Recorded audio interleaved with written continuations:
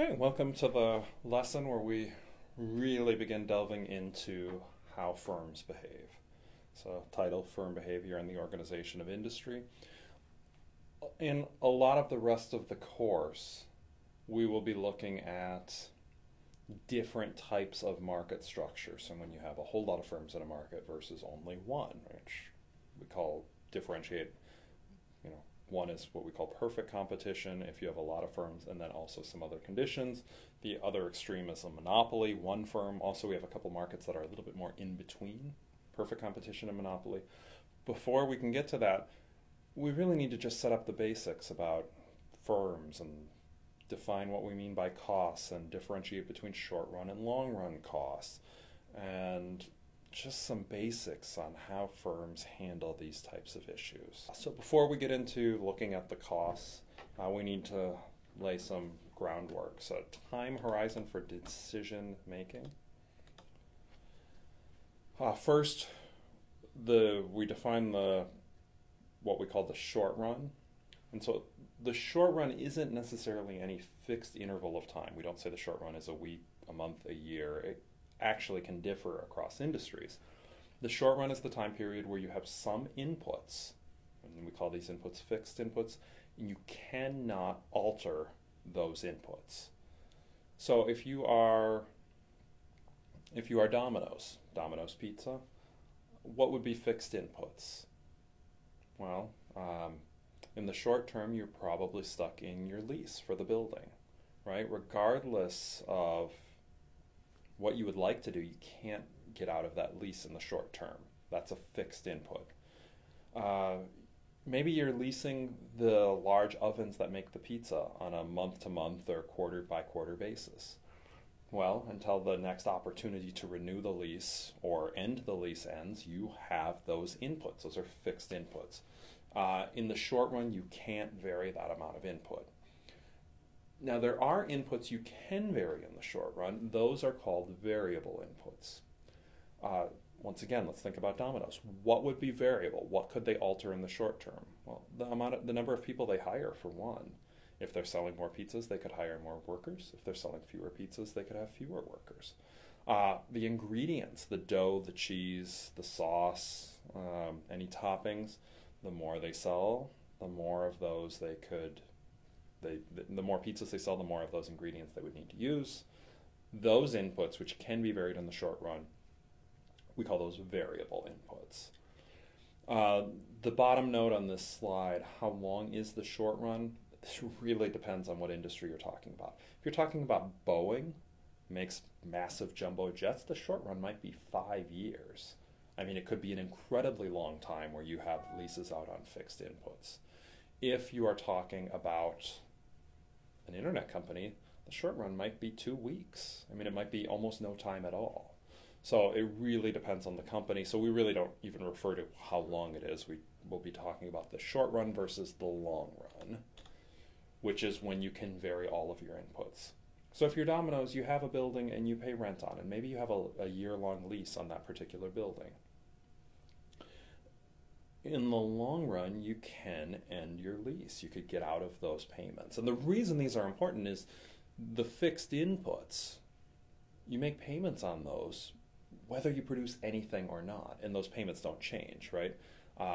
This building that you're renting, if you're Domino's, that you're leasing, it doesn't matter whether you sell no pizza or 10,000 pizzas in a month. You pay the same amount of rent for that building.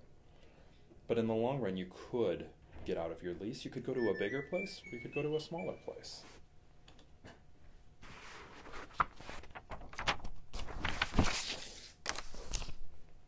So the production function is one of the key concepts in this section. Understanding the relationship between inputs, labor costs, the building, both. So we're dealing with both fixed and variable inputs here, and how those inputs translate into output. So the production function shows us this relationship. If you go beyond the principles of microeconomics into, say, intermediate microeconomics or graduate school level, you'd do this with math, just be looking at equations. And the principles of micro, we're going to be looking at this in terms of a graph instead of instead of equations, which you'd be doing later. So this is the relationship between the maximum output a firm can produce and the number of inputs needed to produce those outputs. And in this graph, we're just showing it for one input, right? We have the output on the y-axis, input on the x-axis. And here we have an example where it's only one input. So you could think of it as number of pizzas would be the output and labor cost is the input. You can have production functions with multiple inputs, but then you start to need a three-dimensional graph if you're using two inputs and an output. Just a little bit tougher to conceptualize, or at least to draw.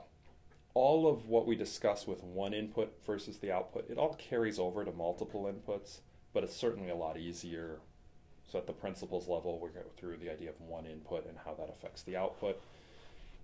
With this production function, we can see in the section A, the more inputs we add, output is increasing, and it's even increasing at an increasing rate, right?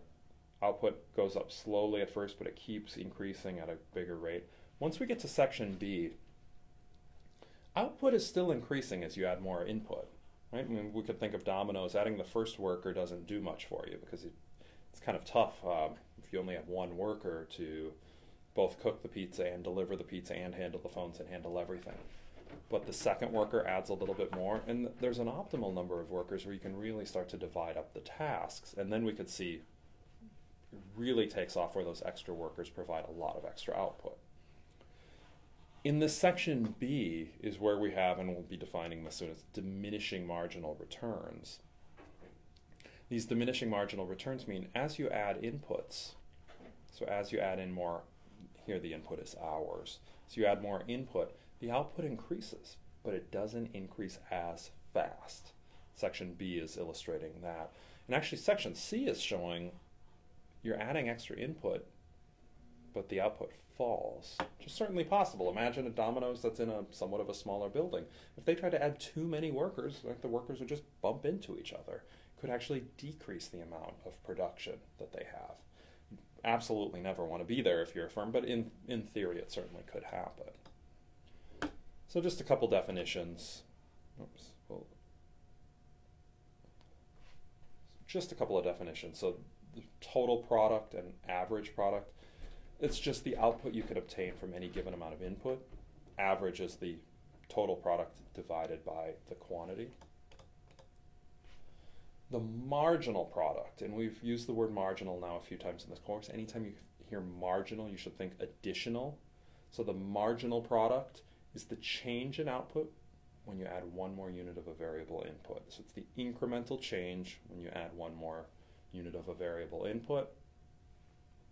And we're here to another law. We've had several laws in principles of microeconomics: law of demand, law of supply, law of diminishing marginal returns. It's the principle that beyond some point, when you add inputs, the marginal product decreases.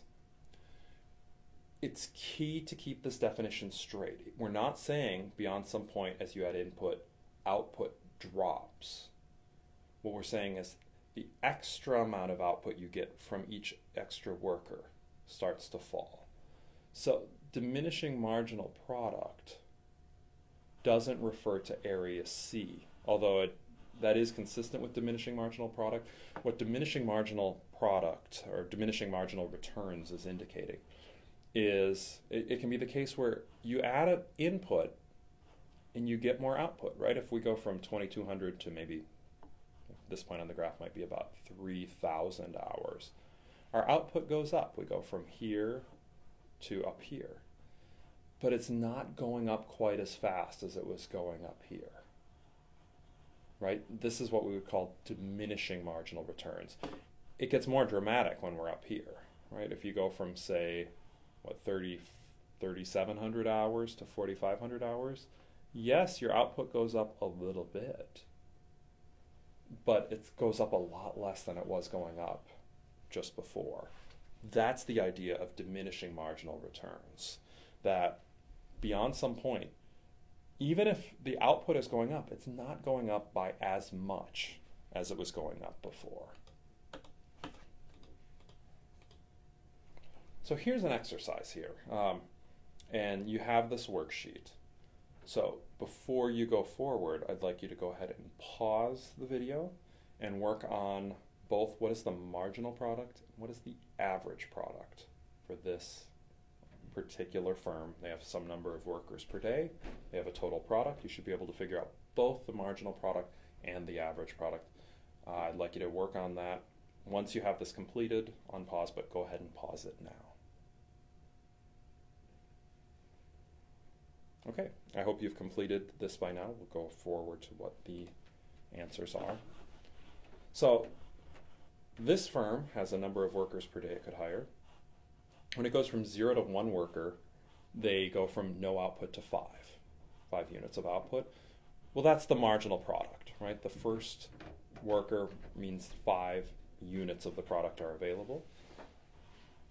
The second worker is hired, and you go from only 5 units of output to 13 for the firm. Well, the marginal product then, going from 5 to 13, is 8 extra units, right? 8 extra units were produced. So the marginal product for the second worker is 8.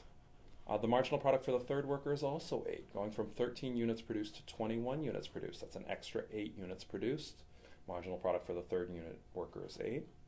For the fourth worker, the marginal product is 6. Go from 21 units produced to 27, it drops to 4, 27 to 31. And finally, with that sixth worker, the firm's only producing an extra 2 units from hiring the sixth worker relative to the fifth worker. So the marginal product varies. It does exhibit diminishing marginal returns. Remember, after some point, when you add more input, the marginal product drops. So the third worker got an extra 8 units of production for the firm, but the fourth worker only got an extra 6 units of production for the firm. Obviously, 6 is less than 8. That's a lower marginal product.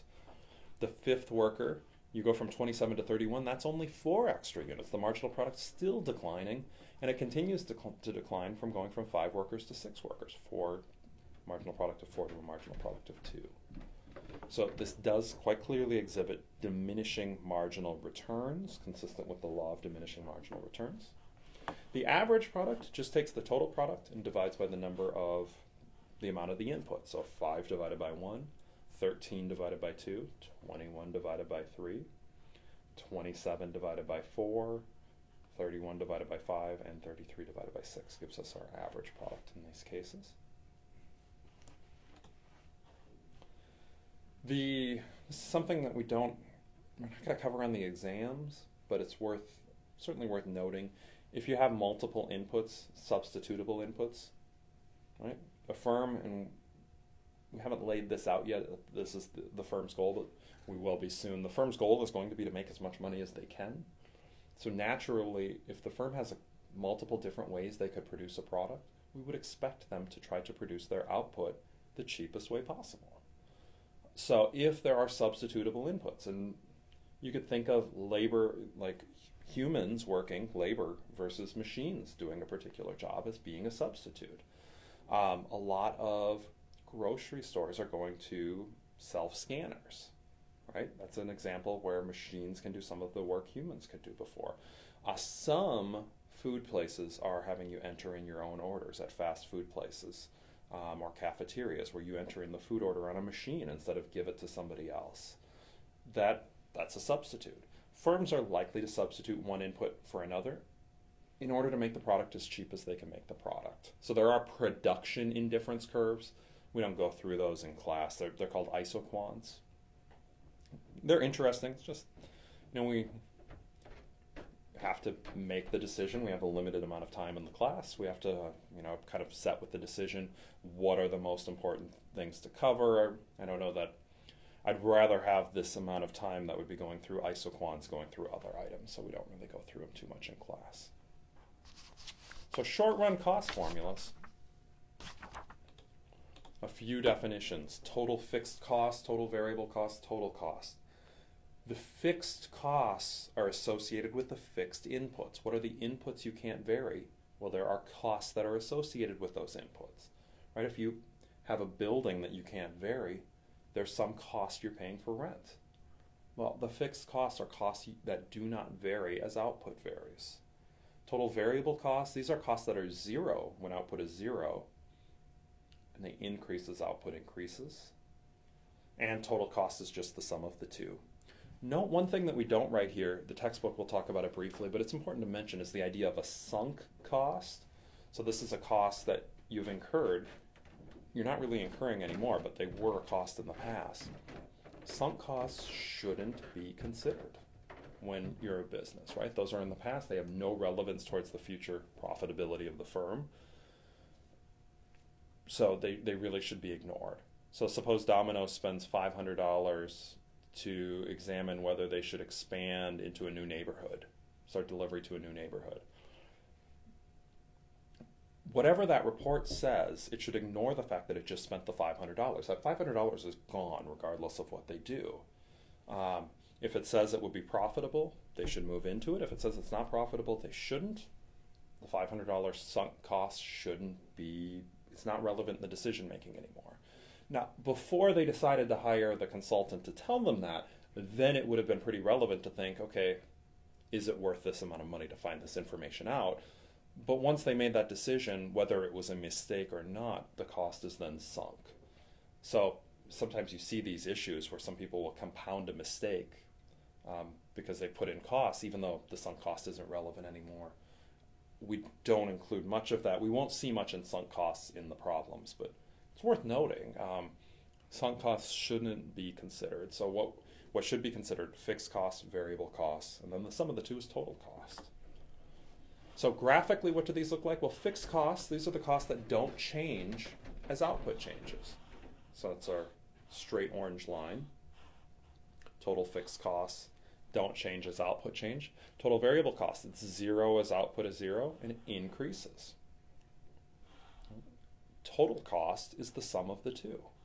So total cost is taking the total variable cost and adds in this amount of the fixed cost to it. And that gives us our total cost curve. Average costs are just taking the three costs we just discussed, total fixed cost, total variable cost, and total cost, and dividing it by the quantity of output produced. So average fixed cost is total fixed cost divided by the quantity. Variable cost is the average variable cost is the total variable cost divided by the quantity. Whereas the average total cost is the total cost divided by the quantity. Or you could sum average fixed cost and average variable cost equals average total cost. There's actually two ways you could come at that particular estimate. Marginal cost, marginal's coming up again. Additional cost the firm incurs by having one additional unit of output. So the firm decides to produce one more unit. What is the extra cost? I mentioned this before, mention it again. I don't know that I can mention it enough times in this course. Economists like to think on the margins. What is the incremental benefit or incremental cost of making a particular change? A real marginal analysis, it's a powerful tool. If you go on in economics, you'll be using calculus, which does a lot of marginal analysis. It's a really powerful tool for examining behavior. As far as graphically what these look like, average fixed cost. Notice this curve's always declining, and that should make sense. Remember, total fixed cost is some amount of some cost that never changes. Well, if you have some dollar amount that never changes, as you sell more, the average fixed cost will keep dropping. All right, if it costs $1,000 a month for Domino's to rent a building, their average fixed cost will be really high if they only sell 10 pizzas in a month. Right? The average fixed cost would be $100 a pizza. But if they sell 10,000 pizzas in a month and the rent is $1,000, then that average fixed cost is only a dime a pizza. The more pizzas they sell, the lower that average fixed cost would be, so it will always be declining. Average variable cost, it's usually U-shaped. Usually starts out a little higher, and then as there are efficiencies, it may drop. Average total cost is the sum of the two, and the marginal cost, the extra cost from selling one more unit. The one thing of note here is it always crosses through the minimum point of the average variable cost, and it also crosses through the minimum point of the average total cost curve. So our marginal cost curve is the incremental cost of selling one more unit. We've got the chart that says putting it all together, and once again, you should have access to this chart. You have enough information to completely fill out this chart. Note where we've X'd these out, you can't take an average of 0. And for the marginal cost, I've put these in between the outputs as marginals going from 0 to 1, going from 1 to 2, going from 2 to 3. But what I'd like you to do is pause this and take an attempt to fill out this entire chart. Go ahead and pause it now. Okay, I hope you filled out the chart. Let's go ahead and take a look at what this completed chart would look like. Before I flip forward, the first thing to note, and if you got stuck on this very first point, then maybe you could pause it again and try the rest of it later. But the total fixed cost is 100 when you produce 0 units of output. Well, if the total fixed cost is 100 at 0 units of output, these costs are fixed. It's always 100. So you should be filling out 100 in each spot here, all the way down. And note, of course, total variable cost is the difference between total cost and total fixed cost, right? Total fixed cost plus total variable cost equals total cost. So 100 minus 100 means it's going to be 0. This first unit, 150 minus 150. If you got stuck at this point, go ahead and pause it now to complete the rest, but I'm going to keep talking in just a moment. Okay, now we'll go through and see what the answers are here. So total fixed cost, always 100. We had total cost and total fixed cost originally, so we just take total cost minus total fixed cost. Minus 0, 150 minus 100 for 50, 180 minus 100 for 80, all the way down, 300 minus 100 for 200, 400 minus 100 for 300. Marginal cost, this is the difference between total cost as you sell one more unit of output. We've got 50, 50, 150 minus 100, 180 minus 150, 200 minus 180, all the way through. It goes up to 400 minus 300 for a marginal cost of 100. And the average cost, average fixed cost, is 100 divided by the output. So it always is declining. 150, 33.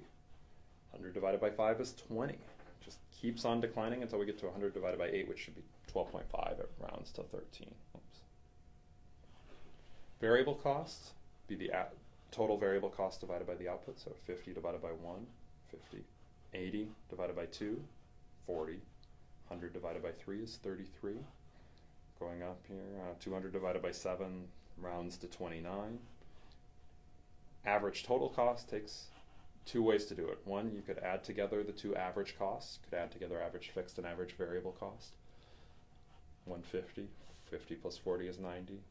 33 plus 33, there were some rounding issues, but so it's 66, 67. Or you could take the total cost divided by the output. So 300 divided by 7, 42.86. 400 divided by 8 is 50. 2 different ways to arrive at average total cost.